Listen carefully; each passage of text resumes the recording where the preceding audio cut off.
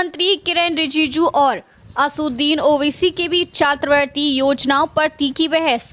केंद्रीय अल्पसंख्यक मामलों के मंत्री किरेन रिजिजू और एआईएमआईएम अध्यक्ष असदुद्दीन ओवैसी के बीच छात्रवृत्ति योजनाओं को लेकर सोशल मीडिया प्लेटफॉर्म एक्स पूर्व में ट्विटर पर तीखी बहस छिड़ गई है। यह विवाद विशेष रूप से प्री मैट्रिक छात्रवृत्ति, मौलाना आजाद नेशनल फेलोशिप और अल्पसंख्यक छात्रों की शिक्षा से जुड़ी अन्य योजनाओं को लेकर है। ओवैसी का आरोप, योजनाओं में कटौती से अल्पसंख्यक छात्रों को नुकसान।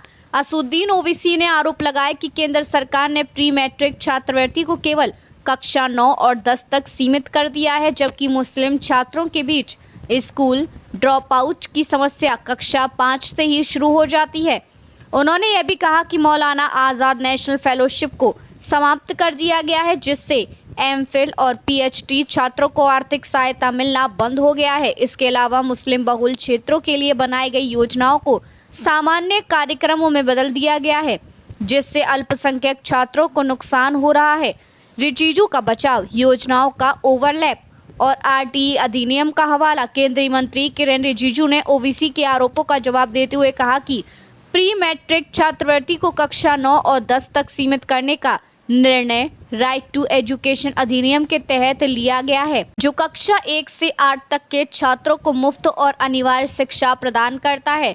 उन्होंने यह भी कहा कि मौलाना आजाद नेशनल फेलोशिप को अन्य मंत्रालयों और विभागों की समान योजनाओं से फेलोलैप होने के कारण बंद किया गया है।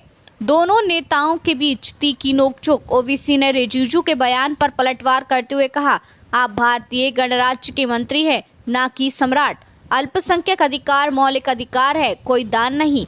उन्होंने यह भी सवाल किया कि क्या यह सुरक्षा है कि मुस्लिमों को पाकिस्तान, बांग्लादेश, जिहादी या रोहिंग्या कहा जाए?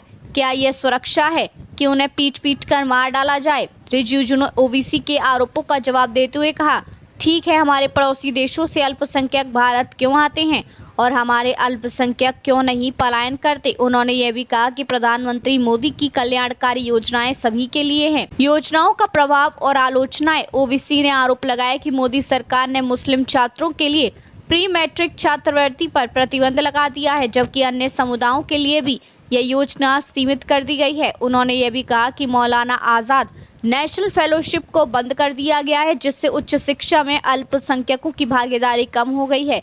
ओवैसी ने सरकार से सवाल किया कि क्या ये सुरक्षा है कि मुस्लिमों को पाकिस्तान, बांग्लादेश, जिहादी और रोहिंग्या कहा जाए? रिजिजू ने इन आरोपों का खंडन करते हुए कहा कि मौलाना आजाद नेशनल फेलोशिप को अन्य मंत्रालयों और विभागों की समान योजनाओं से ओवरलैप होने के कारण बंद किया गया है। उन्होंने यह भी कहा कि प्रधानमंत्री मोदी की कल्याणकारी योजनाएं सभी के लिए हैं।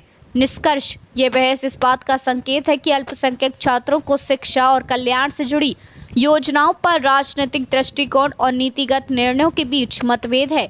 जहां एक ओर सरकार इन योजनाओं को अन्य समान योजनाओं से ओवरलैप होने के कारण बंद कर रही है, वहीं दूसरी ओर विपक्ष से अल्पसंख्यक छात्रों के अधिकारों का उल्लंघन मानता है। यह मुद्दा आगामी चुनावों में एक महत्वपूर्ण विषय बन सकता है।